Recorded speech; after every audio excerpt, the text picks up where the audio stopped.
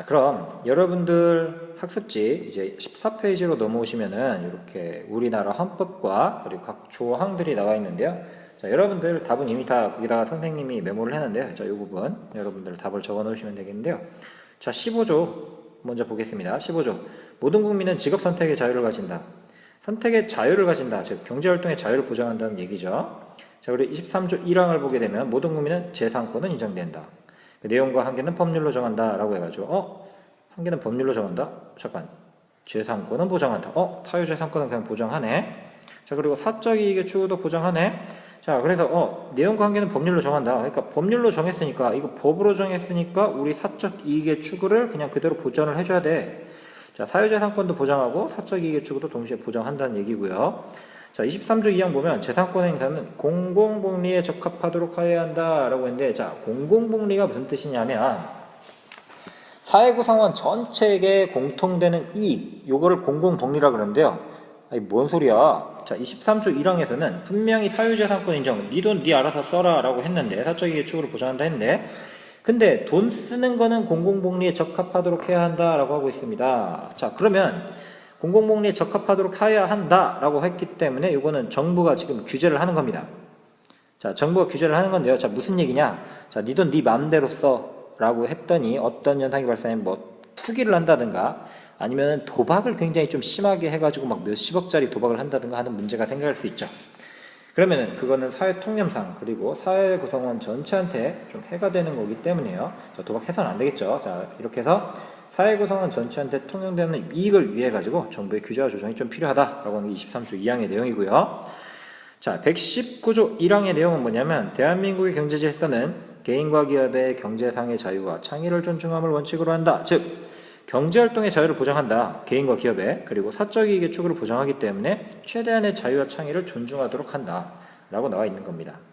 119조 2항을 보면 국가는 균형 있는 국민경제의 성장 및 안정과 적정한 소득의 분배를 유지하고 시장의 지배와 경제력의 남용을 방지하며 경제주체 간의 조화를 통한 경제 민주화를 위하여 경제에 관한 규제와 조정을 할 수 있다. 자, 중요한 말이 나왔습니다. 경제에 관한 규제와 조정을 할 수 있다라는 말이 나와 있는데요. 즉 119조 2항에서 내용은 정부가 국민의 균형 있는 성장과 안정 그리고 적정한 소득의 분배를 유지하기 위해서는 정부의 규제와 조정할 수 있다라고 헌법 119조 2항에 나와 있는 겁니다.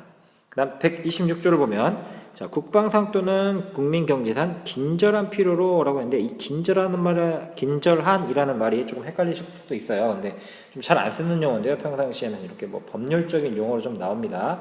뭐 매우 필요하고 뭐 절실하다라는 뜻인데요. 그러니까 굉장히 긴박하고 절박한 절실한 이 순간에 하나요. 법률이 정하는 경우를 제외하고는 사형 기업, 개인 사자, 국영, 뭐 사용할 때 그러한 영인데요. 이제 운영하다 할 때 그냥 개인이 운영하는 기업을 국유, 국가 소유 또는 공유, 공공의 소유로 이전하거나 그 경영을 통제 또는 관리할 수 없다라고 나와 있습니다. 자, 무슨 얘기냐? 뭔 말인지 좀 하나도 모르겠죠. 근데 다시 조금 천천히 얘기해 드리겠습니다. 자, 국방상 또는 국민경제상 긴절한 필요. 그러니까 진짜 되게 긴박하고 절박한 그 이유가 뭐냐면 예를 들면 뭐 전쟁, 혹은 뭐 천재지변, 뭐 땅이 무너진다든가, 아니 뭐 지진이 일어난다든가, 아니면 뭐 중대한 경제 위기, 뭐 IMF 같은 상황이나 그 이전보다 더 심한 IMF 위기 같은가, 이런 것들 이제 국가적으로 굉장히 긴급한 상황이 발생하는 경우에는 그때는 뭐 어쩔 수 없이 법률이 정하는 경우를 이제 상정을 해서 개인이 가지고 있는 걸 좀 압수할 수도 있어요. 자, 무슨 얘기냐면 라면 부자가 있어요. 라면이 엄청 많은데 근데 얘밖에 없어. 얘밖에 없는데 갑자기 전쟁이 일어났네. 그럼 전쟁이 일어나가지고 다 같이 지금 굶어 죽게 생겼는데 그럼 네 개인 소유권 보장하니까 너 혼자 잘 먹고 잘 살아 이러진 않잖아요. 그러니까 좀 가진 사람아 그때는 좀 나누자. 전쟁이나 천재지변이나 이런 상황 때문에 좀 나누자. 자, 그렇게 긴절한 필요로 인해서 그렇게 법률이 정하는 경우를 제외하고는 평소에 그냥 개인이 운영하는 기업이에요. 근데 그걸 갑자기 국가가 뺏어가면 안 된다. 그 얘기입니다. 예.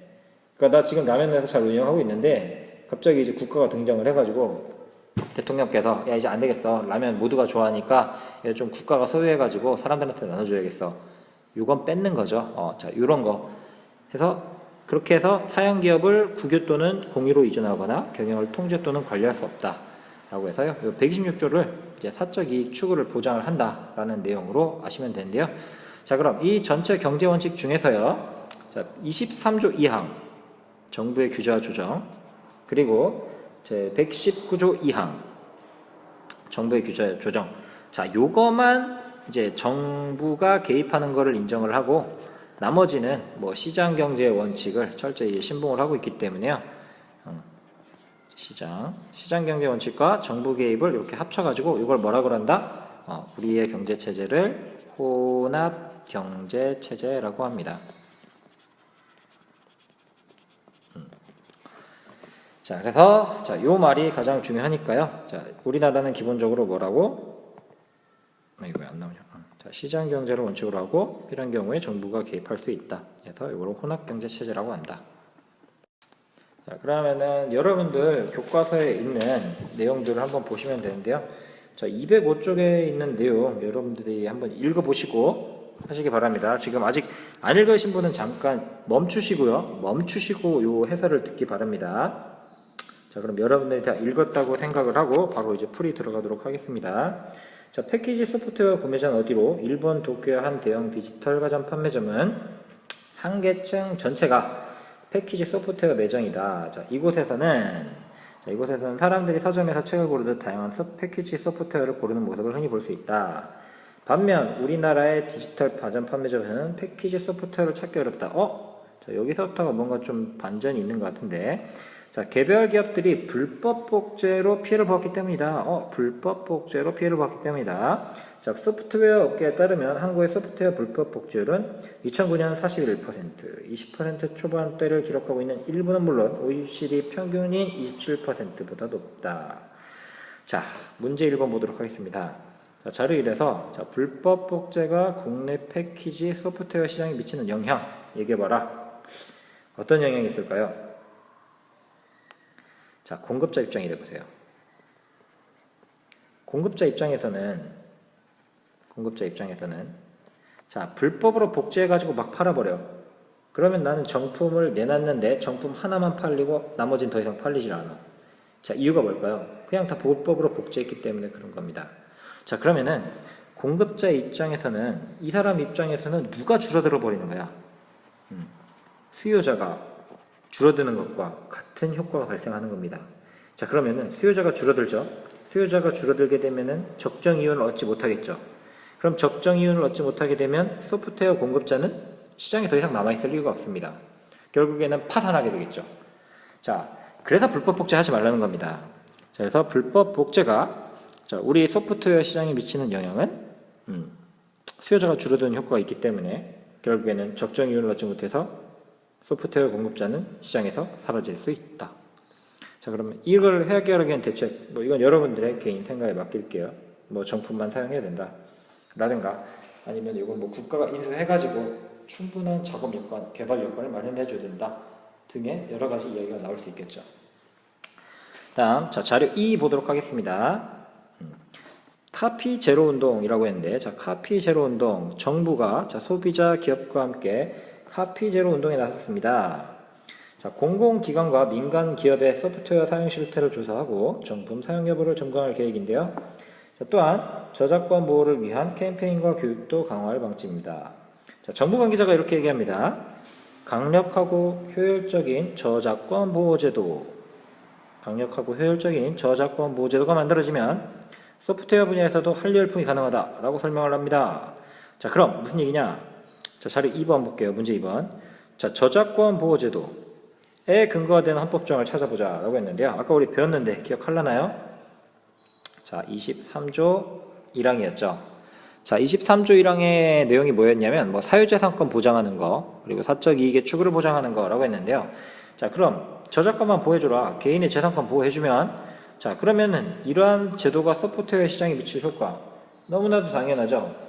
모든 국민의 재산권은 보장된다. 그래서 개인이나 기업의 지적재산 역시 헌법에 의해서 보장된 사유재산이다 라고 그 헌법에 근거해가지고 저작권 보호제도를 만들게 되면, 그러면은 뭐 소프트웨어 시장에서는 뭐 소비자들의 수요가 늘어날 것이고요. 뭐 여기처럼 이제 뭐 개인이나 기업은 이제 지적 재산, 그러니까 말 그대로 그 생각으로 가지고 있는 그 지적 재산 역시 헌법에 의해서 보장되는 사유 재산이 될 겁니다.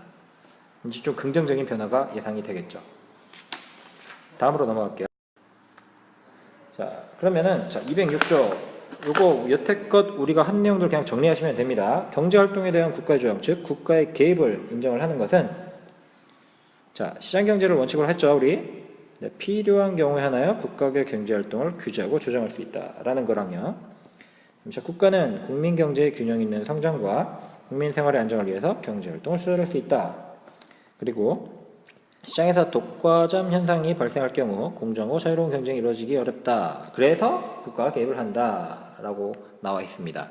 그래서 우리 국가가 시장 경제에 개입을 하는 요 세 가지 원리 조금 기억해 두시기 바라고요. 넘어갈게요.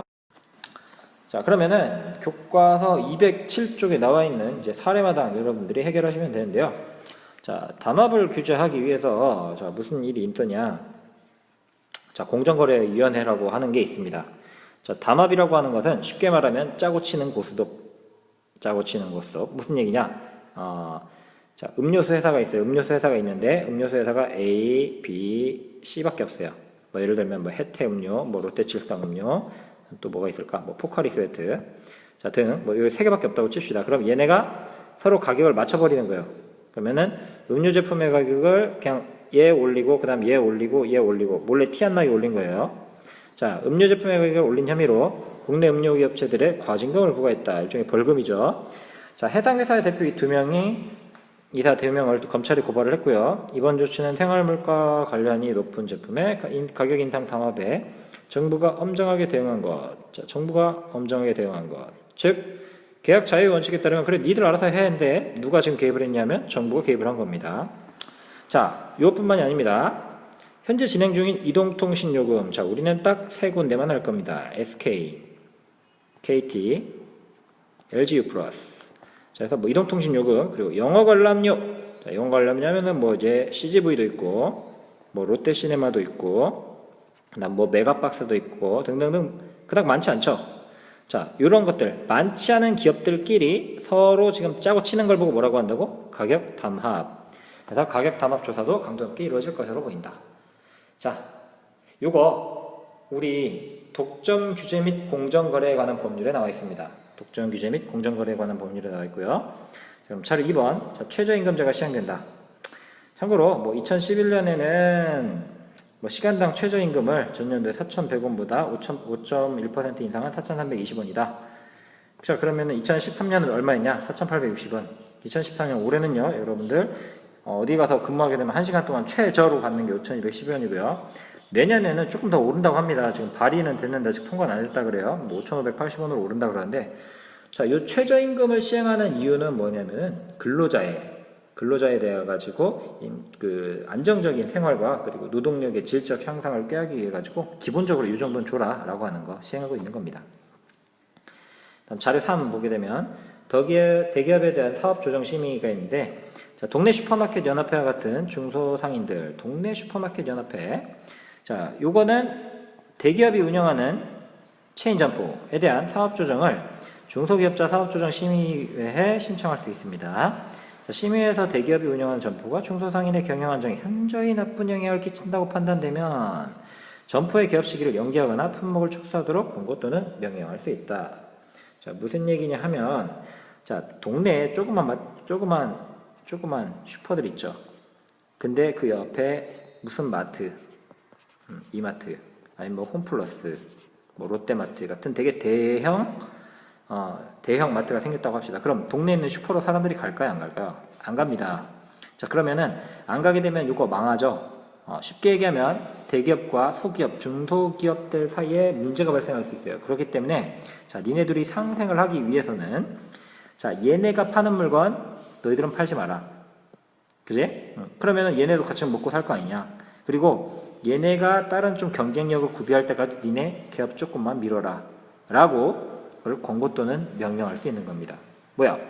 이거 개인의 경제활동, 얘도 개인의 경제활동인데 알아서 냅두면 되잖아. 이게 시장경제 체제인데, 자, 우리는 그 시장경제 체제에서 나타나는 문제점을 보완하기 위해 가지고 이렇게 국가의 개입을 또 인정을 하는 겁니다. 자, 그럼 밑에 문제 1번